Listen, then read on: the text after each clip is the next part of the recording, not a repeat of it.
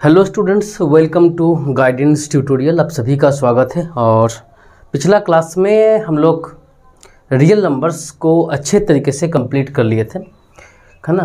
कम से कम 9 क्लास हम लिए हैं रियल नंबर्स का। अगर आप नहीं देखे हैं जा कर के देख लीजिए। और लास्ट क्लास जो लिए हैं वो MCQ था, ठीक है। चैप्टर का बेस्ट इम्पॉर्टेंट जो MCQs जो एग्ज़ाम में आता भी है और उसी टाइप का MCQs बनता भी है उस चैप्टर का। तो सारी चीज़ वहाँ पे हम कराए हैं, ठीक है। अगर नहीं देखें तो उसको देख लीजिए। Complete theory, complete concept and questions वहाँ पे हो चुका है, ठीक है। एक प्लेलिस्ट भी हम बना दिए हैं, तो जा कर के आप लोग उसको अच्छे से देख लीजिए। और क्लास जब भी आप लोग लेने बैठिएगा, हमेशा एक चीज़ का ध्यान रखिएगा कि कॉपी पेन साथ में हमेशा होना चाहिए, ठीक है। क्योंकि जो भी यहाँ पे कराएंगे उसको अगर आप लोग नोट करते हैं तो हमें नहीं लगता है कि आपको कोई प्रॉब्लम आएगा, ठीक है। और आज हम लोग स्टार्ट करेंगे पॉलिनोमियल, जो कि चैप्टर 2 है। बहुत आसान एक चैप्टर है, कंसेप्चुअल चैप्टर है। और इस चैप्टर को अच्छे से हम लोग को करना ही होगा, क्योंकि यहाँ से क्वेश्चन भी बहुत सारा पूछा जाता है। छोटा से 2 मार्क्स से लेकर के 1 मार्क्स से लेकर के 3-4 मार्क्स तक का जो क्वेश्चन है वो इस चैप्टर से बनता है, ठीक है। तो आप लोग को ये क्लास देखने के बाद या इस चैप्टर को जब कंप्लीट हो जाएगा तो उम्मीद हम ये रखते हैं कि कोई भी डाउट आप लोग को नहीं बचेगा इस चैप्टर का, ठीक है। कॉपी पेन लेकर के बैठ जाइए और जो भी चीज़ें यहाँ पे हम बताने वाले हैं उसको नोट डाउन कीजिए। आप लोग को कोई दिक्कत यहाँ पे नहीं आएगा, ठीक है। तो बिना टाइम वेस्ट किए चलते हैं हम लोग सीधा क्लास पे। तो शुरू करते हैं पॉलिनोमियल। देखो, तो पॉलिनोमियल जब हम लोग चीज़ों को जब देखते हैं या चैप्टर का जब शुरुआत होता है तो कुछ बेसिक बातें हम लोग को पहले कर लेना चाहिए इस चैप्टर के रिगार्डिंग कि क्या क्या होता है। देखो, सबसे पहले अगर तुम लोग से हम पूछे कि बताओ ये क्या है, x क्या है। अगर कोई भी पूछ ले कि x क्या है, x के जगह पे हम y भी यहाँ पे लिख सकते हैं, z भी यहाँ पे लिख सकते हैं, तो x क्या है। तो आप लोग का जो जवाब होना चाहिए कि x एक वेरिएबल है। क्या है ये? एक वेरिएबल है, एक वेरिएबल। ये सब बातें पहले हम लोग कर लेंगे, उसके बाद ही हम लोग चैप्टर में आएंगे। x एक वेरिएबल है। हम बोले वेरिएबल का मतलब क्या होता है जी? तो बोला वेरिएबल का मतलब होता है जिसका वैल्यू फिक्स नहीं होता है। वैल्यू फिक्स नहीं होता है, इसका मतलब जिसका वैल्यू चेंज हो सकता है। जैसे कि हम माने हैं x का वैल्यू 3, हम क्या माने कि x का वैल्यू क्या है, 3 है, तो इसका वैल्यू 3 हो गया। आप बोल रहे हैं नहीं सर x का वैल्यू 2 मानिए तो 2 हो गया। कोई और बोल रहा है कि x का वैल्यू 1, तो यहाँ पे 1 हो गया। यानी x का वैल्यू यहाँ पे कुछ भी हो सकता है, वेरी कर सकता है, चेंज हो सकता है। इसीलिए इसको हम लोग वेरिएबल मतलब कहते हैं। अब वेरिएबल्स को आप अलग अलग डिनोशन से यहाँ पे लिख सकते हैं, डिनोट कर सकते हैं। x से डिनोट कर सकते हो, y से डिनोट कर सकते हैं, p से डिनोट कर सकते हैं। आपका यहाँ पे डिनोशन कुछ भी हो, लेकिन यह वेरिएबल कहता है जिसका कोई वैल्यू फिक्स नहीं है, जहाँ पे कुछ भी वैल्यू आप लोग मान सकते हैं, ठीक है। कोई दिक्कत? अच्छा, अब यहाँ पे एक नंबर लिखे, सपोज करो 3। ये 3 क्या है? ये 3 को हम लोग बोलते हैं कांस्टेंट। क्या बोलते हैं? कांस्टेंट बोलते हैं। क्यों बोले जी? क्योंकि अभी आप लोग को हम समझाए हैं क्या कि वेरिएबल कभी भी चेंज नहीं होता है। वेरिएबल का वैल्यू हमेशा क्या होता है, सॉरी, वेरिएबल का वैल्यू हमेशा चेंज होता है ना। वेरिएबल का वैल्यू कभी भी फिक्स नहीं होता है। लेकिन 3 का वैल्यू क्या होगा? हमेशा 3 ही होगा। 3 का वैल्यू हमेशा 3 ही मिलेगा देखने को। आप कभी भी देखें, कहीं भी देखें, 3 ही होता है। 3 को आप ना 2 कर सकते हो, ना 3 को आप 4 बना सकते हो। तो इसको बोलते हैं कांस्टेंट, यानी जिसका वैल्यू कभी भी किसी कीमत पे चेंज नहीं होने वाला है।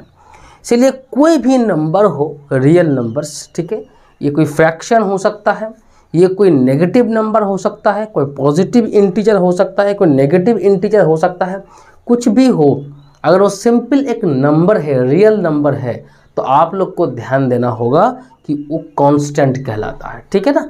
कांस्टेंट उसको बोलेंगे। और ये क्या हो गया? आपका वेरिएबल हो गया। यहाँ तक कोई दिक्कत आप लोग को नहीं है। ये अलग अलग से हम लोग देखें कि वेरिएबल किसको हम लोग कहते हैं और कांस्टेंट हम लोग किसको कहते हैं। लेकिन बात कुछ ऐसा अगर हो जाए कि हम लिख दिए, मान के चलो 3x, यहाँ पे आप लोग देख पा रहे हो ना कि 3x के साथ है। चीज़ों को अच्छे से आप लोग देखो कि 3 यहाँ पे क्या है, बोलो x के साथ है। तो 3 जब x के साथ है तब 3 को क्या बोलेंगे, x अभी भी वेरिएबल है लेकिन वेरिएबल के साथ 3 बैठा हुआ है। इस केस में हम लोग 3 को एज ए कांस्टेंट नहीं बोलेंगे क्योंकि इसका वैल्यू कांस्टेंट नहीं है, ये मल्टीप्लाई के फॉर्म में है ना। x का वैल्यू अगर 1 है तो 3 × 1 3 हो जाएगा इसका वैल्यू। x का वैल्यू अगर 2 है तो 3 × 2 6 हो जाएगा। यानी आप लोग देख पा रहे हो कि यहाँ पे 3 को आप लोग कांस्टेंट नहीं बोल सकते हो। अब 3 को हम लोग क्या बोलेंगे, तो कोफिशिएंट बोलेंगे। क्या बोलेंगे, कोएफिशिएंट बोलते हैं, याद हो जाएगा ना। कोफिशिएंट यहाँ पे कोफिशिएंट है ना, इसको हम लोग कोएफिशिएंट क्या बोलते हैं, कोएफिशिएंट यहाँ पे बोला जाता है। चीज़ों को समझ में आप लोग को धीरे धीरे आ रहा होगा कि कब हम लोग वेरिएबल बोलते हैं, जब वो अकेला है ना, ये अकेला है या किसी के साथ है। लेकिन कांस्टेंट हम लोग तभी बोल सकते हैं जब कोई नंबर अकेला है, उसके साथ कोई वेरिएबल ना हो। लेकिन जब उसके साथ कोई वेरिएबल हो जाता है तब वो जो वैल्यू है वो कांस्टेंट के रूप में हम लोग को नहीं दिखाई देता है, काम करता है एज ए कोफिशिएंट। क्लियर हो गया, यानी इसका सहयोगी, इसके साथ जो रहता है उसी को बोलेंगे कोफिशिएंट। मान के चलो तुम्हारा दोस्त और तुम हमेशा साथ में रहते हो, तो हमेशा साथ में जब रहते हो ना तो तुम लोग क्या हो, आपस में क्या कोफिशिएंट हो। लेकिन ध्यान रखना यहाँ पे x का ही कोफिशिएंट 3 होगा, 3 का कोफिशिएंट x नहीं है। कोफिशिएंट हमेशा वेरिएबल का होता है। चीज़ों को समझ में आ रहा होगा, ठीक है ना। बहुत डीपली यहाँ पे जाएंगे हम लोग और अच्छे से हम लोग इसको स्टडी करेंगे, ठीक है। क्या बोले कि कोफिशिएंट हमेशा किसका होता है, कोफिशिएंट हमेशा वेरिएबल का होता है, कोई कांस्टेंट का कोफिशिएंट नहीं होता है। सपोज करो यहाँ पे हम लिखे हैं 5, तो ये क्या हो गया, कांस्टेंट हो गया। लेकिन यहाँ पे एक नंबर यहाँ पे लिख देते हैं, y यहाँ पे लिख देते हैं, तो क्या ये y 5 का कोफिशिएंट बन गया क्या, बिल्कुल नहीं है। ये जो y है ये y का कोफिशिएंट यहाँ पे 5 बन गया, ठीक है ना। तो मतलब कोफिशिएंट हमेशा वेरिएबल का होता है, इस बात का आप लोग को ध्यान रखना होगा। अब मान के चलो यहाँ पे एक वेरिएबल हम लेते हैं जो कि मान के चलो y², एक वेरिएबल है, ठीक है। अब आप लोग को हम बोले कि ये वेरिएबल का कोफिशिएंट बताओ, इसका कोफिशिएंट बताओ, है ना। या y² ना लो, अभी छोड़ो, तुम y ले लो, इसका कोफिशिएंट बताओ। तो क्या बोलना है, इसका कोफिशिएंट हमेशा 1, क्योंकि कुछ नहीं है मतलब वो 1 से मल्टीप्लाइड है कि नहीं। कुछ नहीं है मतलब यहाँ पे 1 होगा। तो जब यहाँ पे कुछ होता नहीं है, वेरिएबल खुद बैठता है, तो आप लोग को ध्यान रखना होगा, क्या होगा बोलो, कि उसका जो कोफिशिएंट होगा हमेशा 1 होगा।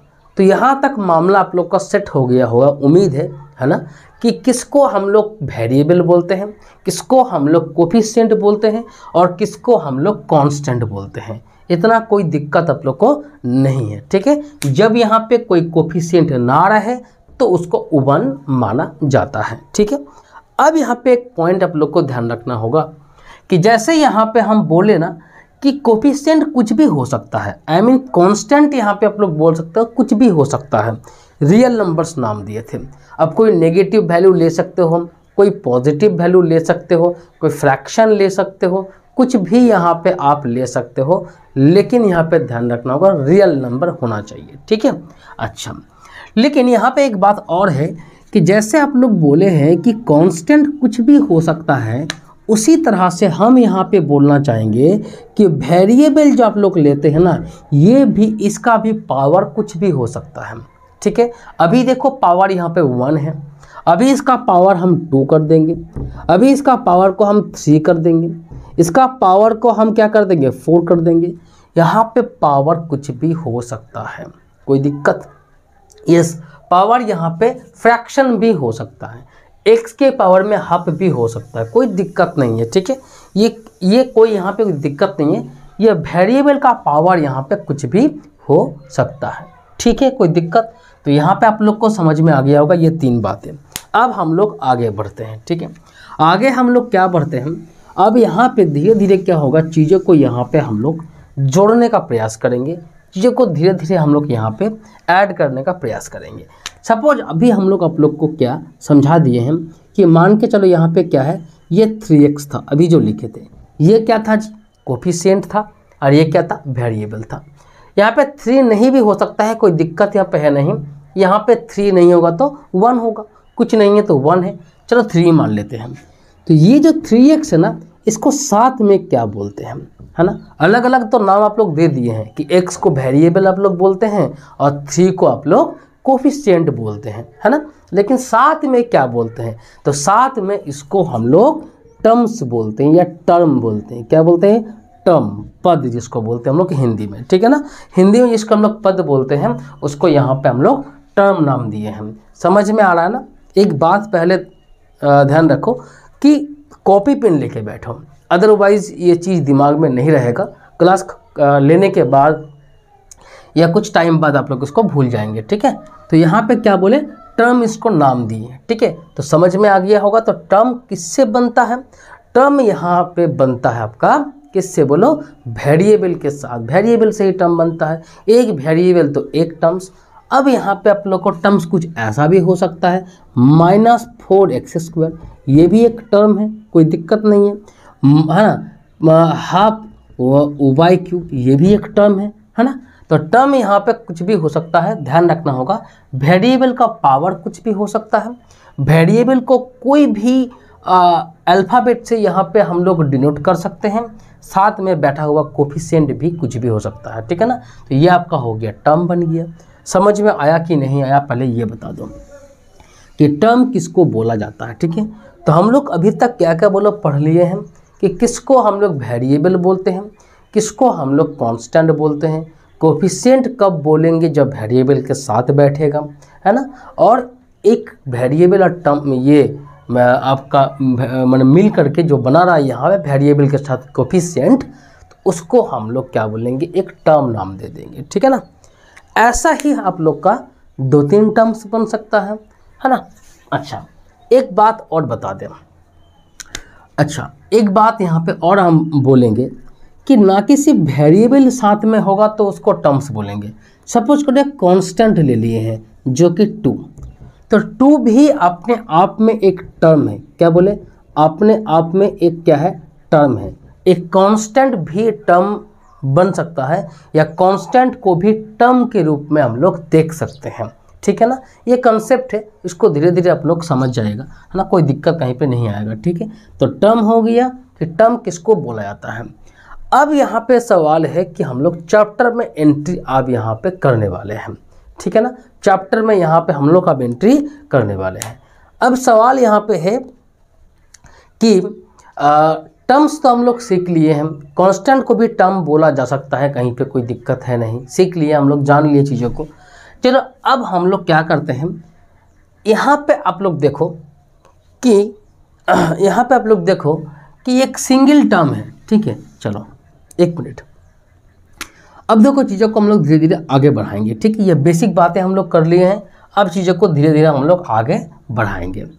अब मान के चलो कि यहाँ पे हम लोग क्या लिखे हैं, 4x लिखे हैं, तो आप क्या बोलिएगा, एक टर्म है, इसके साथ हम लोग यहाँ पे 3 लिख दिए, तो ये क्या हो गया, दूसरा टर्म हो गया, है ना। 4x एक टर्म है, 3 यहाँ पे क्या है, दूसरा टर्म है। तो यहाँ पे आप लोग क्या बोल सकते हो कि यहाँ पे आप लोग बोल सकते हो क्या, ये 2 टर्म है, यहाँ पे 2 टर्म जोड़ करके कोई एक इक्वेशन, यहाँ पे इक्वेशन तो नहीं बोलेंगे, ये 2 टर्म्स यहाँ पे साथ में हैं, ठीक है ना। चलो कोई बात नहीं।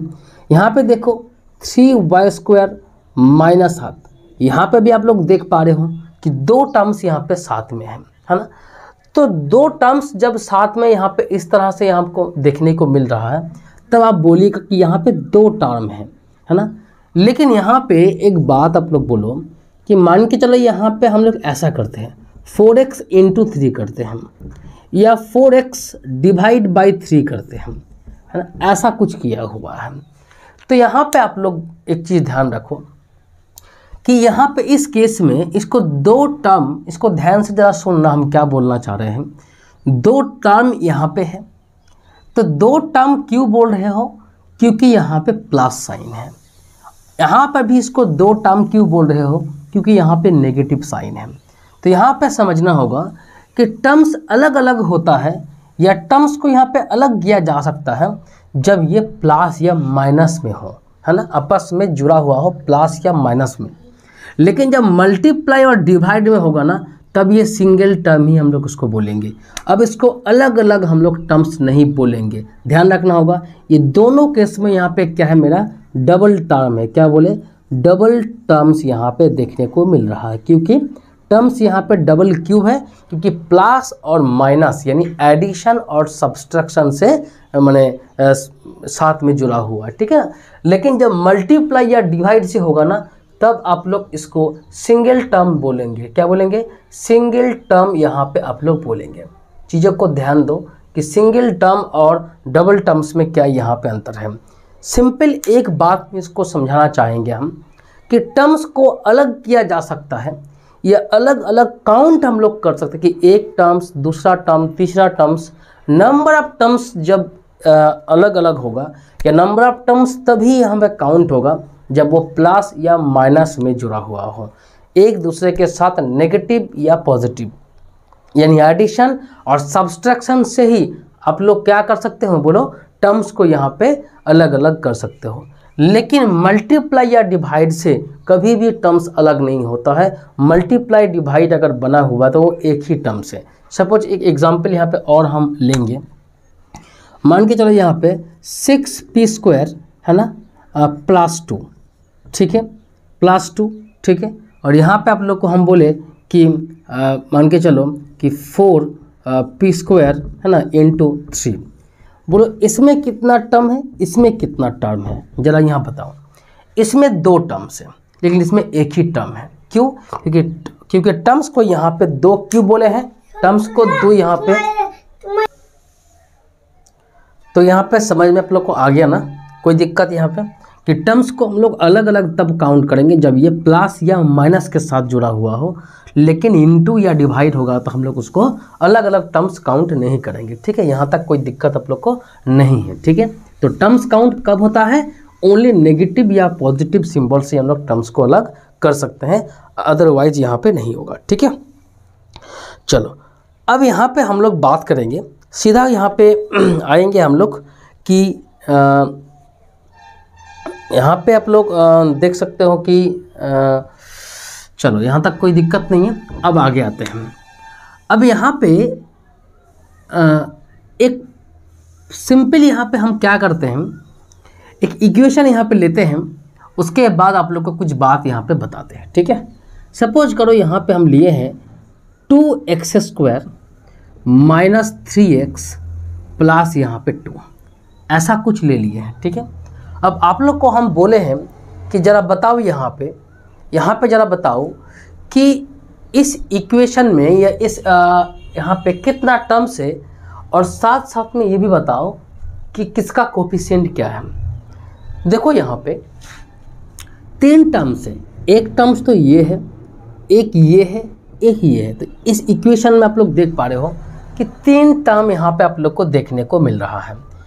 अच्छा, अगर यहाँ पे हम पूछे आप लोग से कि x² का कोफिशिएंट क्या बताओ, तो आप लोग क्या बोलिए कि x² का यहाँ पे कोफिशिएंट क्या है, बोलो 2 है। x² का यहाँ पे कोफिशिएंट क्या है, 2 है। अगर आप लोग से हम बोले कि x का कोफिशिएंट बताओ, तो x का यहाँ पे कोफिशिएंट माइनस को लेके आप लोग को माने हमेशा चलना है, -3। क्या बोलना है, -3, ठीक है ना। सिंबल भी लेके आप लोग को चलना है, इसीलिए इसको लिखिए, ठीक है। अगर बोले कांस्टेंट पार्ट कौन सा है, तो 2 है, तो 2 यहाँ पे कांस्टेंट है। x का कोफिशिएंट यहाँ पे -3 है, x² का यहाँ पे कोफिशिएंट क्या है, 2 है।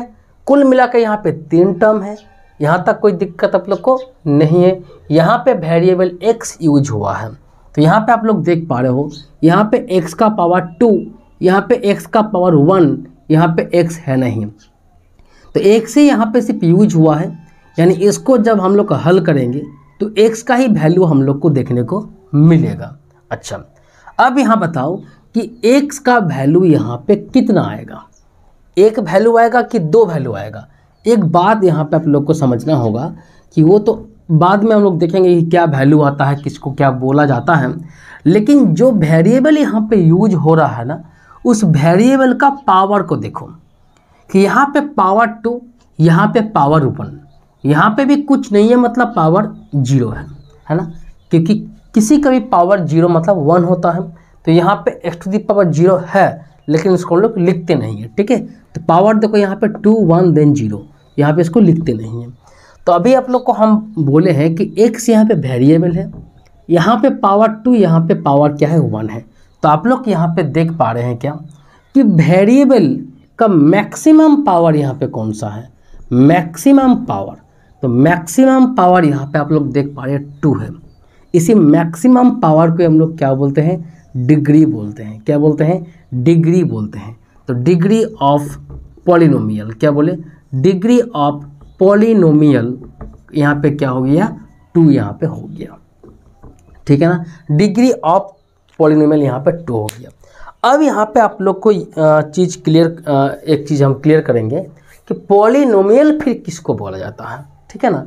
पॉलिनोमियल फिर किसको बोला जाता है, यहाँ पे आप लोग एक बात ध्यान रखो कि पॉलिनोमियल का डेफिनेशन हम लोग यहीं से लिखेंगे। देखो पॉलिनोमियल होने के लिए कुछ इम्पोर्टेंट यहाँ पे क्राइटेरिया है। सबसे पहला कि टर्म्स जो होगा ना वो एक से ज़्यादा होगा, एक से ज़्यादा होगा उसको पॉलिनोमियल बोलते हैं। जैसे कि मान के चलो अगर हम बोलेंगे कि ये 2p क्या ये पॉलिनोमियल है, बिल्कुल नहीं, क्योंकि सिंगल यहाँ पे टर्म है। लेकिन अगर बोलेंगे 2p + 6 बिल्कुल ये पॉलिनोमियल है। तो पॉलिनोमियल के लिए सबसे पहला जो कंडीशन है वो क्या है, पॉलिनोमियल के लिए सबसे पहला जो कंडीशन है वो क्या है, बोलो, एक से ज़्यादा टर्म्स होना चाहिए। यानी आप यहाँ पे लिख सकते हो मोर देन 1 टर्म, है ना, मोर देन 1 टर्म, है ना, एक से ज़्यादा आपका टर्म यहाँ पे होना चाहिए। ये सबसे पहला कंडीशन पॉलिनोमियल को पहचानने के लिए, ठीक है, क्लियर है एक बात। दूसरा बात यहाँ पे कि जो भी यहाँ पे टर्म्स होगा ना वो एक दूसरे के साथ या तो एडिशन या तो सब्सट्रैक्शन के थ्रू आपको देखने को मिलेगा। अगर उसको ऐसे हम लोग लिख देते कि 2x² × 3x / 2, तो क्या ये पॉलिनोमियल होता, बिल्कुल भी नहीं होता। एक सिंगल टर्म ही हम लोग किसको बोलते, ठीक है कि नहीं, बोले बताओ।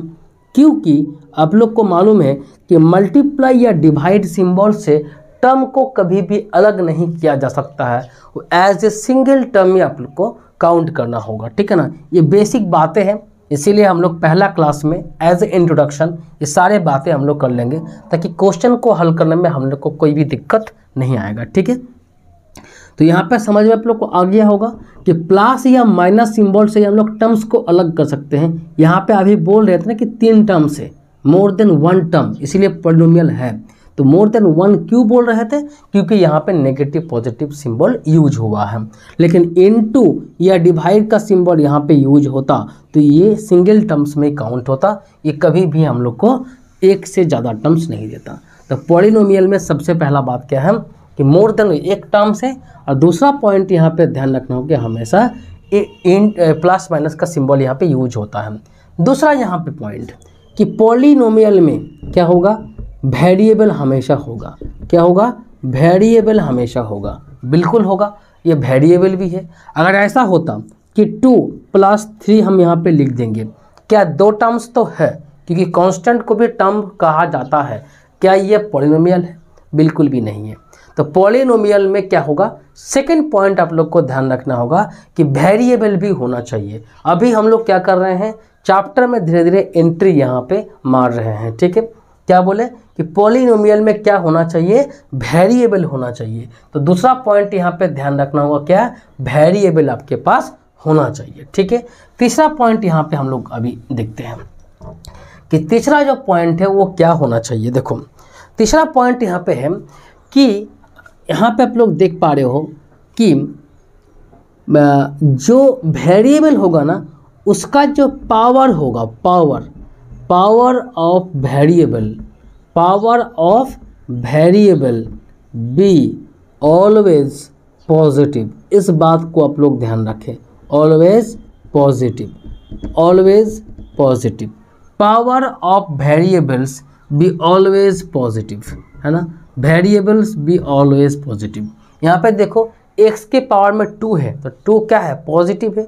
यहाँ पे अगर ऐसा हम लोग लिख देंगे 3x⁻³ हाँ प्लस 4x⁻² प्लस 3, क्या ये पॉलिनोमियल होगा? बिल्कुल भी नहीं होगा। ध्यान रखें, MCQ क्वेश्चन जब कराएंगे तो ये सब पॉइंट आप लोग का काम आएगा, ठीक है ना, कि नेगेटिव पावर कभी भी पॉलिनोमियल नहीं बना सकता है। नेगेटिव पावर कभी भी पॉलिनोमियल नहीं बना सकता है। पॉलिनोमियल के लिए ध्यान रखें कि वेरिएबल्स के माथा में या ऊपर में या क्या बोलते हैं जो पावर होता है ना, वो पावर हमेशा घात जो जिसको हम लोग बोलते हैं हिंदी में, वो हमेशा पॉजिटिव होना चाहिए। बोलो यहाँ तक कोई दिक्कत आप लोग को नहीं है।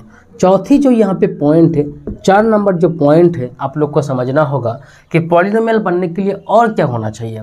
और यहाँ पे जो कोफिशिएंट होता है, यहाँ पे क्या बोले, कोफिशिएंट, है ना, कोफिशिएंट्स एंड आप लोग बोल सकते हो कांस्टेंट, आप लोग बोल सकते हो कांस्टेंट, यानी इसको भी ले लिए हैं और इधर जो कोफिशिएंट है इसको भी ले लिए हैं। वेरिएबल के साथ होगा तो कोफिशिएंट, अलग से होगा तो कांस्टेंट। ये जो कोफिशिएंट एंड कांस्टेंट वाला जो पॉइंट है यहाँ पे ध्यान रखना होगा, ये क्या हो सकता है, coefficient and constant are always क्या होगा, रियल नंबर होगा। क्या होगा, रियल नंबर होगा। इसको भी ध्यान रखें, रियल नंबर्स, ठीक है ना। ये जो पिछला चैप्टर हम लोग कर लिए ना अभी फर्स्ट चैप्टर, उसमें रियल नंबर हम लोग देखें कि कोई भी नंबर जिसको हम लोग नंबर लाइन में प्लेस कर सकते हैं, चाहे वो नेगेटिव हो, चाहे वो पॉजिटिव हो, चाहे वो फ्रैक्शन हो, चाहे कुछ भी हो, जब होगा तो उसको हम लोग क्या करेंगे, बोलो यहाँ पे देखेंगे, ठीक है। तो समझ में आ गया ना कि आप लोग का यहाँ पे कोई भी यहाँ पे नंबर्स लिखा हो वो रियल नंबर होगा, या नेगेटिव पॉजिटिव फ्रैक्शन से कोई डर आपको नहीं है, ठीक है ना। तो यहाँ पे यही 3-4 पॉइंट है जो एक पॉलिनोमियल को दर्शाता है। एक पॉलिनोमियल का डेफिनेशन को यहाँ पे हम लोग को देखने को मिलता है, ठीक है। यहाँ तक नोट हो गया ना, वीडियो को पॉज करो फिर नोट करो, ठीक है। चलो अब यहाँ पे आप लोग देख लिए हैं कि डिग्री, तो डिग्री यहाँ पे एक पॉइंट हम लोग बोल रहे हैं कि डिग्री के हिसाब से, अब डिग्री के हिसाब से हम लोग पॉलिनोमियल का कुछ डिवीज़न यहाँ पे देखेंगे, ठीक है, डिग्री के हिसाब से। तो यहाँ पे आप लोग मैंने बोल सकते हो कि हेडिंग डाल सकते हो क्या, कि डिग्री के हिसाब से टाइप्स ऑफ पॉलिनोमियल, क्या बोलेंगे, types of polynomial, types of polynomial, है ना, polynomial, okay, types of polynomial on the basis of their degree, है ना, देयर डिग्री, ठीक है ना, डिग्री के हिसाब से, ठीक है। डिग्री के हिसाब से पॉलिनोमियल्स को हम लोग यहाँ पे कुछ भागों में यहाँ पे डिवाइड करने वाले हैं। सबसे पहला यहाँ पे, सबसे पहला क्या है, सबसे पहला है मोनोमियल, क्या बोले, मोनोमियल, सॉरी डिग्री के हिसाब से ना, डिग्री के हिसाब से।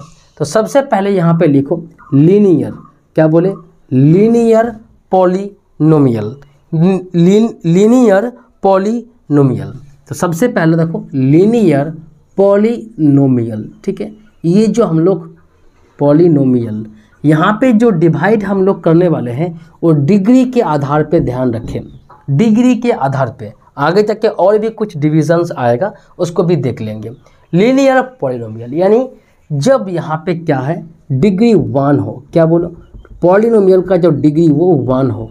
तो डिग्री अगर 1 होता है, कोई भी पॉलिनोमियल का डिग्री 1 होता है तो उस पॉलिनोमियल को हम लोग लीनियर पॉलिनोमियल बोलते हैं। जैसे कि यहाँ पे आप लोग समझने का प्रयास करें, जैसे कि यहाँ पे मान के चलो 7x + 3, क्या ओनली अगर 7x हम लोग लिखेंगे तो क्या पॉलिनोमियल बन पाएगा? बिल्कुल भी नहीं बन पाएगा, क्योंकि पहले हम लोग बता चुके हैं कि पॉलिनोमियल बनने के लिए मिनिमम आपका क्या होना चाहिए, 2 टर्म यहाँ पे होना चाहिए, मिनिमम 2 टर्म यहाँ पे होना चाहिए, वो भी पॉजिटिव या नेगेटिव सिंबल से ही आपको यहाँ पे होना चाहिए। ठीक है, तो यहाँ पे 7x+3 यहाँ पे एक हम लोग पॉलिनोमियल लिख लिए हैं।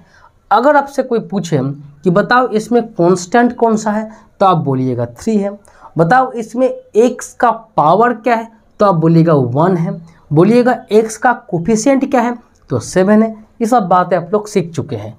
अब यहाँ पे बात आता है वेरिएबल्स का पावर। तो यहाँ पे आप देखो वेरिएबल्स का मैक्सिमम पावर यहाँ पे 1 है और कहीं पे x यूज हुआ नहीं, यहाँ पे x और पावर भी यहाँ पे 1 है। तो ऐसा केस में जब डिग्री 1 हो, ऐसा केस में उसको हम लोग लीनियर पॉलिनोमियल बोलते हैं। तो लीनियर पॉलिनोमियल मतलब पॉलिनोमियल में जो डिग्री, जो यहाँ पे वेरिएबल यूज हुआ है, उस वेरिएबल का मैक्सिमम पावर 1 होना चाहिए। इस बात को ध्यान रखें, ठीक है ना। बोलो, इस बात को आप लोग यहाँ पे ध्यान रखें। तो यहाँ पे लीनियर पॉलिनोमियल का एक स्टैंडर्ड फॉर्मेट अगर हम लोग यहाँ पे लिखें तो कौन सा होगा, बोलो, ax + b। क्या होगा, ax + b। ये क्या हो जाएगा, लीनियर पॉलिनोमियल का एक स्टैंडर्ड फॉर्मेट ax + b। ठीक है, यहाँ पे कोई दिक्कत आप लोग को, बोलो यहाँ पे कोई दिक्कत है, समझ में आ गया ना। कोई यहाँ पे कुछ एग्जाम्पल्स भी आप लोग देख सकते हो, जैसे कि यहाँ पे 4x - 3, जैसे कि यहाँ पे देखो √2x + ½ जैसे कि यहाँ पे देखो, हाँ, 3x - 3/4। यहाँ पे कुछ भी हो सकता है, कोई दिक्कत नहीं है। बट यहाँ पे ध्यान रखना है आप लोग को क्या, कि ये दो टर्म्स यहाँ पे है, 2 टर्म्स या 3 टर्म्स से कोई मतलब नहीं है। भले यहाँ पे 2 ही टर्म्स होगा जब पावर 1 होता है। ध्यान रखना है कि पावर हमेशा 1 है, इसका भी 1 है, इसका भी 1 है, इसका भी 1 है। तो ऐसा केस में पावर जब 1 होगा तो उसको हम लोग लीनियर पॉलिनोमियल नाम दे देंगे। ठीक है, चलो आगे बढ़ें। लीनियर पॉलिनोमियल के बाद जो नेक्स्ट आता है उसको बोलते हैं क्या, क्वाड्रेटिक पॉलिनोमियल। क्या बोलते हैं, क्वाड्रेटिक पॉलिनोमियल। ठीक है, क्वाड्रेटिक पॉलिनोमियल, ठीक है। क्वाड्रेटिक पॉलिनोमियल्स किसको बोलेंगे, जब डिग्री यहाँ पे 2 हो। क्या हो जी, जब डिग्री यहाँ पे 2 हो, डिग्री को यहाँ पे 2 होना चाहिए, यानी x का जो पावर होगा, x हो y हो, जो भी यहाँ पे वेरिएबल्स यूज होगा, उस वेरिएबल का पावर मैक्सिमम 2 होना चाहिए। ठीक है कि नहीं, समझ में आ रहा है कि आप लोग को नहीं आ रहा है, बोलो पहले, है ना। जब डिग्री 1 हो, डिग्री मतलब मैक्सिमम पावर जब 1 हो, तब उसको हम लोग क्या बोले हैं, लीनियर पॉलिनोमियल नाम दे दिए हैं। ठीक है, लेकिन जब डिग्री यहाँ पे 2 हो, डिग्री 2 मतलब सपोज करो ऐसा कि x² - 3x + 2। इस इक्वेशन को आप लोग देखो, इस इक्वेशन को आप लोग देखो, यहाँ पे x यूज हुआ है एज अ वेरिएबल, 2 यहाँ पे कांस्टेंट है, x का कोफिशिएंट -3, x² का कोफिशिएंट यहाँ पे 1 है, कहीं पे कोई दिक्कत नहीं है। लेकिन इस इक्वेशन को गौर से देखो कि x का मैक्सिमम पावर कौन सा है, यहाँ पे 1 है, यहाँ पे 2 है, तो मैक्सिमम तो 2 है ना, तो x का मैक्सिमम पावर यहाँ पे 2 है सॉरी। तो x का अगर मैक्सिमम पावर 2 होगा यहाँ पे, तो आप लोग देख पा रहे हैं कि इसका डिग्री 2। डिग्री किसको बोला जाता है जी, मैक्सिमम पावर को ही डिग्री बोला जाता है। तो ऐसा इक्वेशन को हम लोग क्वाड्रेटिक पॉलिनोमियल नाम दिए हैं। क्या दिए हैं, बोलो, क्वाड्रेटिक पॉलिनोमियल, जहाँ पे पॉलिनोमियल्स के अंदर जो यहाँ पे वेरिएबल्स हैं, उस वेरिएबल का मैक्सिमम जो पावर होगा वह हमेशा आपको क्या मिलेगा, 2 मिलेगा। ठीक है ना, आपको 2 मिलेगा। समझ में यहाँ तक आप लोग को आ गया होगा, कोई दिक्कत नहीं है। आगे बढ़े, चलो। अब यहाँ पे जब डिग्री 3 हो जाए, क्या बोले, 3 नंबर जो टाइप से, क्या बोले, डिग्री जब यहाँ पे 3 हो जाए, डिग्री जब 3 हो जाए, तब उसको हम लोग क्या बोलते हैं, क्यूबिक पॉलिनोमियल। क्या बोलते हैं, क्यूबिक पॉलिनोमियल। ये आप लोग को जानना होगा या जानने का ज़रूरत है, इसीलिए है क्योंकि आप लोग का MCQ क्वेश्चन हल करने में आसान होगा। ठीक है, क्यूबिक पॉलिनोमियल, जहाँ पे क्या बोले कि डिग्री 3 हो, तो डिग्री 3 मतलब एक इक्वेशन यहाँ पे लिखते हैं, 4x³ - 3x² + 2x + 1। ये देखो यहाँ पे क्यूबिक पॉलिनोमियल है, क्योंकि यहाँ पे देखो x का मैक्सिमम पावर यहाँ पे क्या है, 3 है। तो डिग्री 3 होते उसको हम लोग क्यूबिक पॉलिनोमियल नाम दे दिए हैं। इसका एक स्टैंडर्ड फॉर्मेट अगर आप देखना चाहते हो तो यहाँ पे देखो ax³ plus bx² plus cx plus d। So this is the standard format of a cubic polynomial. इससे पहले जो क्वाड्रेटिक था ना, उसका भी एक स्टैंडर्ड फॉर्मेट था, आप लोग लिख लो ax² plus bx plus c। ये था क्वाड्रेटिक पॉलिनोमियल का स्टैंडर्ड फॉर्मेट, है ना। क्वाड्रेटिक पॉलिनोमियल का स्टैंडर्ड फॉर्मेट ही है, ठीक है ना। तो यहाँ पे समझ में आप लोग को आ गया होगा कि डिग्री 3 होगा। ये डिग्री 3 तक ही हम लोग को समझना होता है, इसके बाहर आता नहीं है। लेकिन वाले एक चीज़ और है जिसको हम बता देना चाहेंगे आप लोग को, वो क्या है बोलो? 4 नंबर जब डिग्री 4 हो जाए, क्या बोले? जब डिग्री आप लोग का 4 देखने को मिले तो इसको हम लोग क्या नाम देते हैं, है ना। इसको हम लोग क्या, तो डिग्री 1 में क्या बोले? लीनियर, याद हो जाएगा ना। डिग्री 2 में बोलो क्या बोले? डिग्री 2 में बोलो क्वाड्रेटिक। डिग्री जो 3 है उसमें क्या बोले? बोलो क्यूबिक। लेकिन डिग्री जब 4 आप लोग का हो जाएगा ना, तो आप लोग को ध्यान रखना होगा, उसको हम लोग बाई क्वाड्रेटिक बोलते हैं। क्या बोलते हैं हम?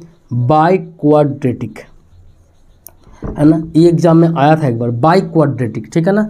By quadratic polynomial, by quadratic यहाँ पे पॉलिनोमियल्स, ठीक है ना।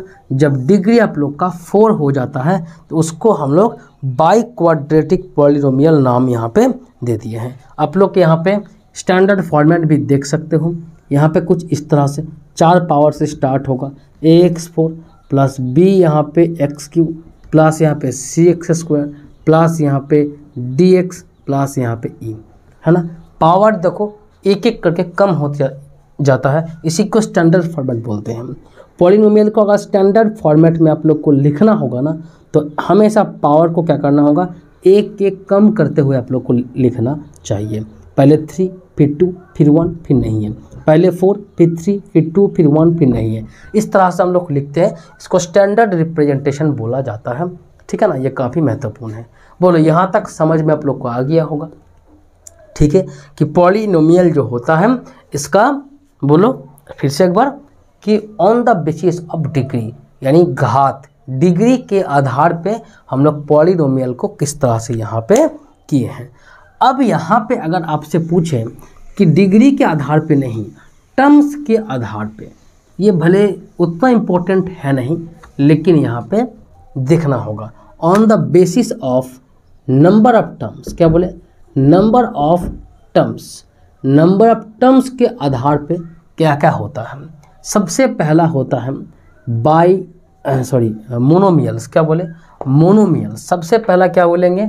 मोनोमियल्स, मोनोमियल्स, है ना। सबसे पहले मोनोमियल्स। मोनोमियल मतलब बोलो क्या? जिसका यहाँ पे टर्म सिंगल टर्म हो, एक टर्म हो, वन टर्म, क्या बोले? वन टर्म, एक ही टर्म हो, उसको हम लोग मोनोमियल बोलेंगे। जैसे कि यहाँ पे एग्जाम्पल आप लोग देख सकते हो, है ना। 2x माइनस x², है ना, 3x, है ना, 4x³, इस तरह से सिंगल टर्म होगा। पावर देख के कोई फ़ायदा नहीं, पावर 2 हो, 3 हो, 1 हो, वो तो अलग बातें हैं।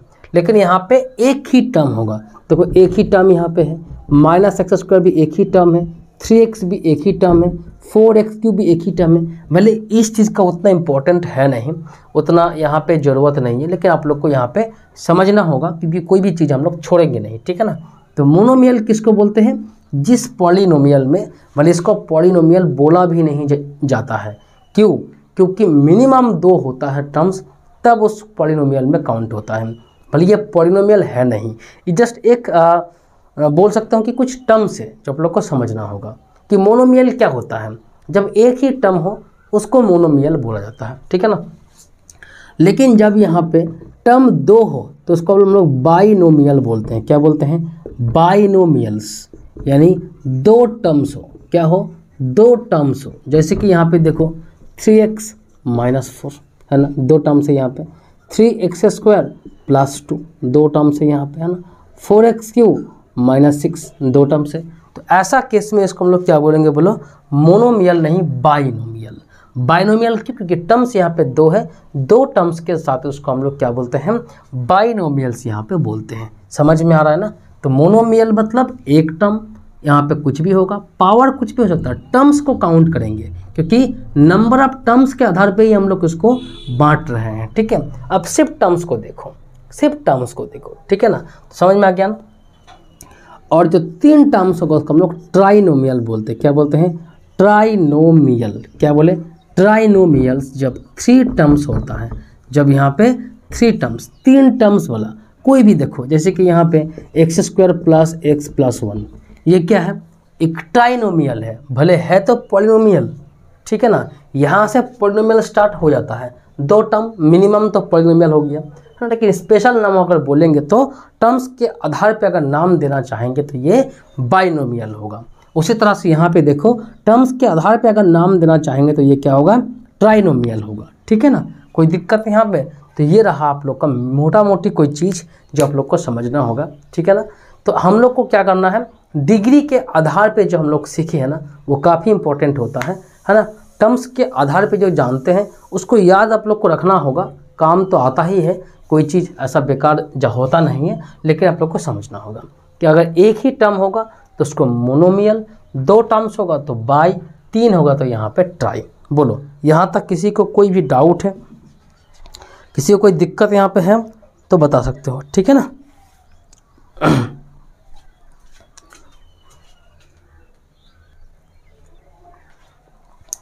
तो यहाँ पे आज इतना ही छोड़ते हैं, ठीक है ना।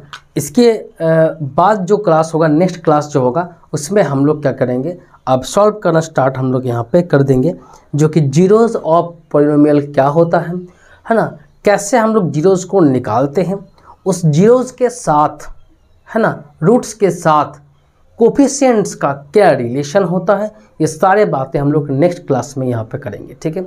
1 बाय 1 करके, है ना, सारे क्वेश्चन भी यहाँ पे होगा जो कि RS अग्रवाल बुक का होगा। RS अग्रवाल जो बुक है ना उसका एक एक क्वेश्चन को हम लोग डील करेंगे, जितना भी वर्ड प्रॉब्लम्स है, जितना भी क्वेश्चन है उसको हम लोग सॉल्व करेंगे, ठीक है। तो चलो मिलते हैं फिर नेक्स्ट क्लास में, है ना। वीडियो को आप लोग लाइक करो, शेयर करो और दोस्तों के साथ इसको ज़रूर शेयर करो। कोई भी अगर डाउट है तो कमेंट बॉक्स में उसको डालो कि ये प्रॉब्लम है, ये चीज़ क्या होता है। कोई भी क्वेरीज हो, कोई भी चीज़ जानने का इच्छा हो तो वो आप लोग कमेंट बॉक्स में डाल सकते हैं, ठीक है। तो यहाँ पे कोई दिक्कत आप लोग को नहीं है। उम्मीद है कि आज का जो क्लास है आप लोग को समझ में आ गया होगा। कुछ बेसिक बातें जो करना ही होता है चैप्टर को स्टार्ट करने से मतलब पहले, अदरवाइज कोई चीज़ ऐसा होता है ना कि नहीं बोलते हैं तो अधूरा टाइप का मतलब होता है, तो उस टाइप का। तो पूरा कंप्लीट के लिए ये क्लास भी बहुत ज़रूरी था और ये आप लोग को समझना भी है। नया नया जो आप लोग जानते हैं चीज़ें, बहुत सारा चीज़ आप लोग को नहीं आता होगा तो ये बता दिए हैं। इतना ही चीज़ें हैं, मेन यहाँ पे 3-4 पॉइंट आप लोग को याद रखना होगा जो नेक्स्ट क्लास में काम आएगा। वो क्या है कि टर्म्स क्या होता है, वेरिएबल्स क्या होता है ना। उसके बाद आप लोग देखिए यहाँ पे कि डिग्री के आधार पे किस तरह से यहाँ पे डिवाइड किया गया। लीनियर पॉलिनोमियल किसको बोलते हैं, है ना, क्वाड्रेटिक पॉलिनोमियल किसको बोला जाता है, क्यूबिक, बाई क्वाड्रेटिक, भले उतना इंपॉर्टेंट नहीं है बट क्यूबिक तक आप लोग को याद रखना होगा। और टर्म्स के आधार पे भी आप लोग को याद रखना होगा, ये कुछ कुछ जगह पे काम आएगा, ठीक है ना। कोई दिक्कत यहाँ पे? चलो तो मिलते हैं हम लोग नेक्स्ट क्लास में, है ना। तब तक आप लोग उसको एक बार रिवाइज भी कर लो और नेक्स्ट क्लास होगा बहुत ही इंपॉर्टेंट, है ना, उसको मिस मत करना। और जो भी है फर्स्ट चैप्टर का यहाँ पे हो चुका है, एक एक चीज़ हम करा दिए हैं, तो उसको भी आप लोग अगर नहीं देखे हैं तो जाके एक बार देख लीजिए। प्लेलिस्ट भी बना दिए हैं तो उसको आप लोग जाके देख सकते हो, ठीक है। चलो मिलते हैं नेक्स्ट क्लास में, तब तक के लिए बाय।